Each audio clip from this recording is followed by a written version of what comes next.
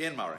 Thank you very much, Sir Edward. I'm very grateful to be called, and I'm very grateful to the honourable gentleman for bringing this incredibly important debate. I was the Shadow Minister for Postal Services for most of the last Parliament, and indeed I was told by many ministers in government that this closure programme would be the last closure programme in order to make the Post Office sustainable, but it appears that is not to be the case. And I remember the phrase in the Conservative Party manifesto of 2010, that dusty tomb that is now on the shelves of political history, that said that the government would make the Post Office the front office of government. Well, they have done little to make the Post Office the front office of government, and that has given us the situation here today where we have a number of post office closures, but also a number of Crown Office closures as well, including the incredibly popular Morningside Post Office in my own constituency. I may be cynical, having been in this place for 7 years, Sir Edward, but I don't see the Morningside Post Office franchising system as being about franchising the Post Office. I actually think it's about closing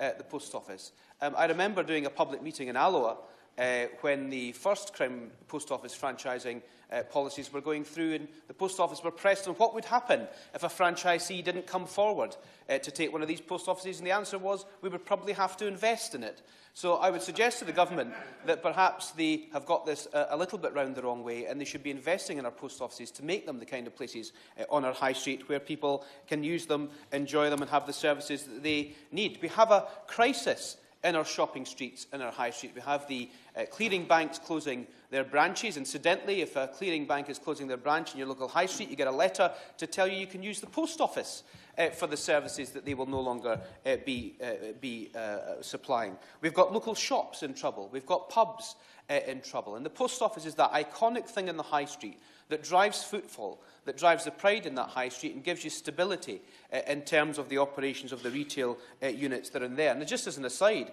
Senator, if I may, what's not helping in terms of my high streets in my own constituency is not just the franchise and potential closure of Morningside Post Office, but the rates have just gone up by some of the retailers in some of those shopping districts by over 100%. That is surely unacceptable if we want our high streets to thrive. I'd love to, but I think we're going to struggle in terms of time to get everybody else in. I've seen the financial figures for the Morningside Crown Post Office, and it is financially unviable for anyone to take it on.